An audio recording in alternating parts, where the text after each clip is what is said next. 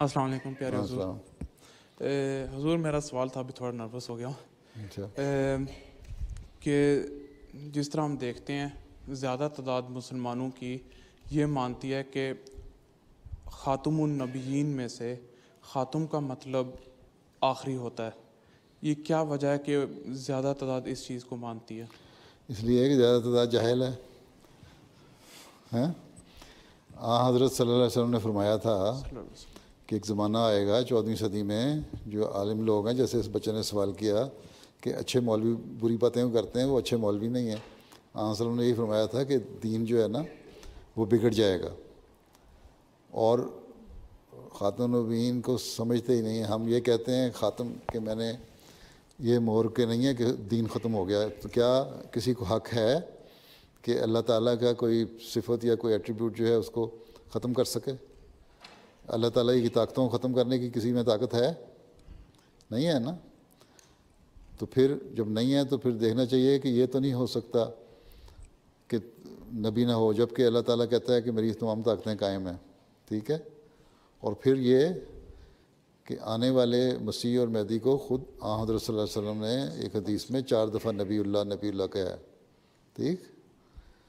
اس لیے ہم جو تعریف کرتے ہیں وہ صحیح کرتے ہیں. اس کا مطلب یہ ہے کہ خاتم کے معنی یہ ہیں کہ کوئی نبی نہیں آ سکتا جو نئی شریعت لے کر آئے. اگر آ سکتا ہے تو وہی جو حضرت صلی اللہ علیہ وسلم کو ماننے والا, قرآن کریم کو ماننے والا اور اس پہ عمل کرنے والا ہو, اسی شریعت کو پھیلانے والا ہو. بہرحال مسیح و مہدی کے بارے میں تو صلی اللہ علیہ وسلم نے فرمایا تھا کہ میرے اور اس کے درمیان میں کوئی نبی پیدا نہیں ہوگا. اس کا مطلب کہ وہ نبی ہے. تو اس لیے حدیث کو, قرآن کو, عقل کو, ساری چیزوں کو سامنے رکھتے ہوئے ایسے معنی کرنے چاہیے جو صحیح ہوں. سمجھ آئی؟ اس لیے ہم تو مانتے ہیں. اور جن مسلمانوں کو اب احمدی جو ہیں پاکستان میں لاکھوں کی تعداد میں, ہندوستان میں لاکھوں میں ہے, افریقہ میں لاکھوں میں مسلمانوں میں سے ہیں, وہ یہ مان کے آئے ہیں نا کہ خاتم النبیین کے معنی جو ہم کرتے ہیں وہ صحیح ہیں. ٹھیک ہے. تو باقی آہستہ آہستہ ہی نبی کو ماننے والے ہوتے ہیں, آہستہ آہستہ ہی قومیں بڑھتی ہیں, تعداد بڑھتی ہیں. حضرت مسیح علیہ السلام نے جب دعویٰ کیا, چھوٹا سا گاؤں تھا قادیان, وہاں کچھ سواری نہیں جاتی تھی, کوئی ٹرین نہیں تھی, کوئی بس نہیں تھی, ٹانگے پہ بیٹھ کے جایا کرتے تھے. سڑک ٹوٹی ہوئی تھی. ٹھیک ہے. ایسی سڑکیں ٹوٹی ہوئی تھیں کہ جھٹکے کھا کھا کے لوگوں کی کمریں ہل جاتی تھیں ٹانگے پہ بیٹھ کے جب جاتے تھے. لیکن وہاں سے جماعت پھیلی اور حضرت مسیح علیہ السلام کی وفات کے اوپر تک اللہ نے فرمایا 4 لاکھ احمدی ہو چکے تھے. ٹھیک ہے. پھر بڑی دنیا میں پھیل رہے ہیں نا. تو ایسا ایسا پھیلتے ہیں. باقی حضرت مسیح علیہ السلام آئے ہیں, حضرت عیسیٰ علیہ السلام جس طرح آئے تھے انہی باتوں کو لے کے مسیح محمدی ہم تبھی کہتے ہیں نا.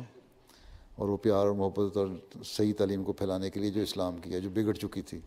جس طرح موسیٰ کی تعلیم بگڑ گئی تھی, یہودی بگڑ گئے تھے, اور عیسیٰ علیہ السلام آیا, اسی طرح قرآن کریم کی تعلیم بھی بگڑ گئی تھی. گو کہ قرآن کریم اپنی اصلی حالت میں تھا, اور اس لیے تھا کہ اللہ تعالیٰ نے فرمایا تھا کہ میں اس کو اسی طرح رکھوں گا اور اس کی حفاظت کروں گا. اور حضرت مسیح علیہ السلام کا آنا بھی اسی حفاظت کے لیے تھا. بس یہ جو تعریف ہم کرتے ہیں نا اس کے لحاظ سے یہ ٹھیک ہے. ایسا عیسائیت 300 سال کے بعد پھیلنی شروع ہوئی تھی. ٹھیک. اور وہ بھی غلط قسم کی روایتیں لے کے, جب رومن بادشاہ نے عیسائیت قبول کر لی اس کے بعد غلط تعلیم شروع بھی ہو گئی, اس کے بعد پھیلی ہر جگہ جا کے مختلف. حضرت مسیح علیہ السلام نے لکھا ہے کہ ابھی 300 سال پورے نہیں ہوں گے کہ تم دیکھو گے کہ دنیا میں احمدیت اسی علاقے میں پھیل جائے گی اور غلبہ ہوگا. ٹھیک ہے. تو ایسا ہم پھیل رہے ہیں, بڑھ رہے ہیں, انشاءاللہ بڑھیں گے. تو باقی وہ تو بگڑے ہوئے مولوی تھے, انہی کو تو ٹھیک کرنے کے لیے مسیح موعود آئے تھے. تبھی تو آپ کا نام حاکم اور عدل بھی رکھا گیا ہے. آپ نے کہا جو مجھے اللہ تعالیٰ نے حاکم اور عدل کا نام دیا, صلی اللہ علیہ وسلم نے بھی یہ فرمایا حاکم اور عدل ہوگا, وہ اسی لیے کہ ان بگڑے ہوئے مولویوں کو ٹھیک کرنے کے لیے. ٹھیک. جزاک اللہ.